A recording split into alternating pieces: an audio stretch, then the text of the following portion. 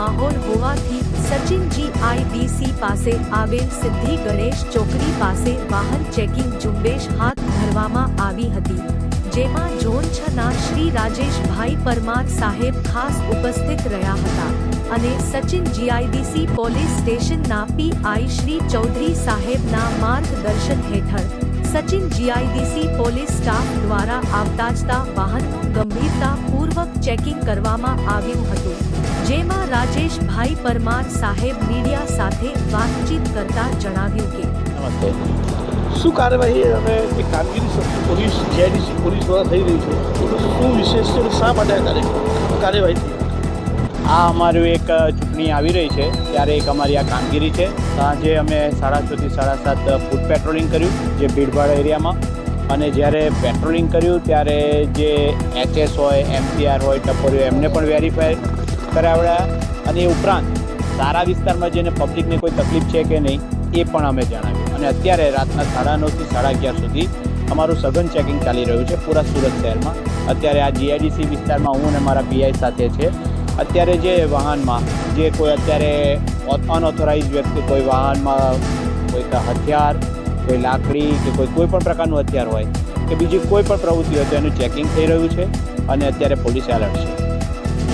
આ વિસ્તારમાં ગુજરાતમાંથી સુનાવ છે હાલ 7 મે, પણ જે પોલીસ દ્વારા સવારથી લઈને બપોર ભર તડકામાં પણ આવું છે કે પોલીસની કામગીરીને અમે સરાહનીય પત્રકાર દ્વારા સરાહની કરી છે.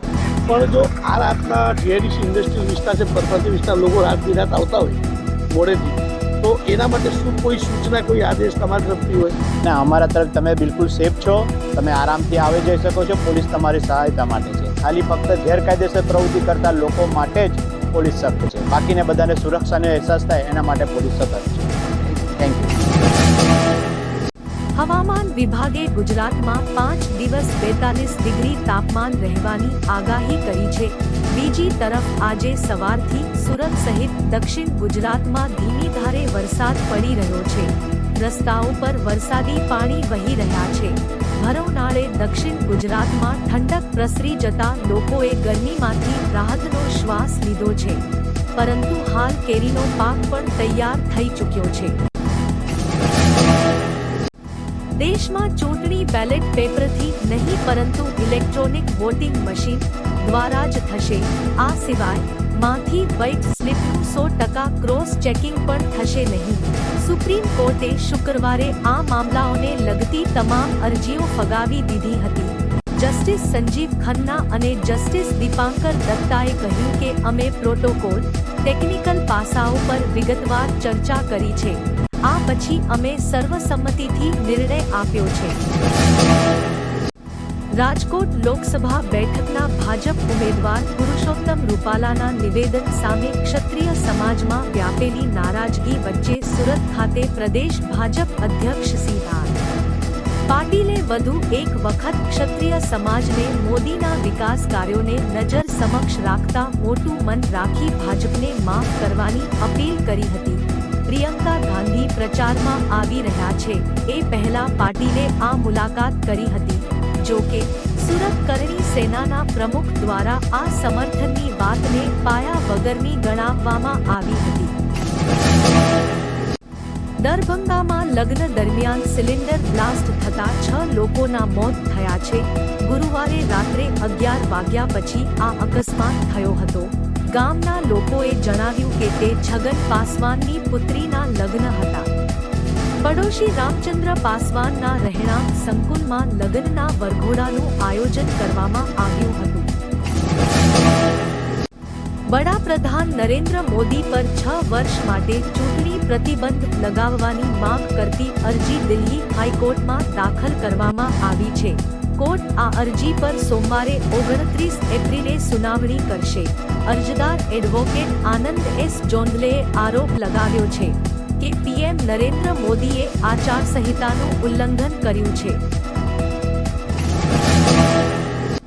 પાટીદાર અનામત સંઘર્ષ સમિતિમાં હાર્દિક પટેલ સાથે સૌથી મોટા ચહેરા તરીકે અલ્પેશ કથિરિયા અને ધાર્મિક માલવિયા હતા.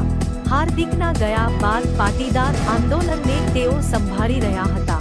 ત્યારબાદ તેમણે આમ આદમી પાર્ટી જોઈન્ટ કરીને બંને ઉમેદવાર તરીકે વિધાનસભાની ચૂંટણી પણ લડ્યા હતા, પરંતુ એકાએક જ તેમણે ગત 18 એપ્રિલના રોજ રાજીનામું આપી દીધું હતું, જ્યારે આવતીકાલે 200 જેટલા પાટીદાર આગેવાનો સાથે ભાજપમાં જોડાશે.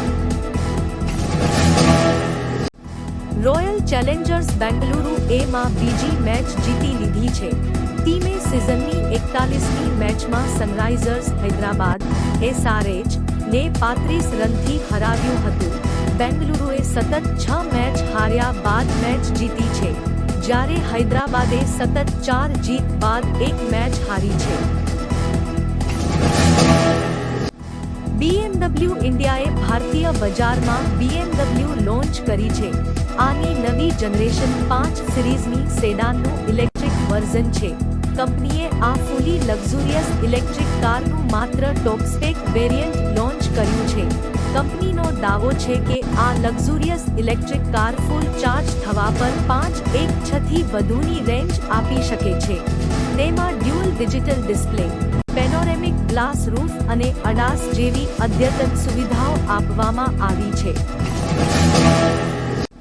આજે સપ્તાહના છેલ્લા ટ્રેડિંગ દિવસે એટલે કે 26મી એપ્રિલે શેરબજારમાં તેજી જોવા મળી રહી છે.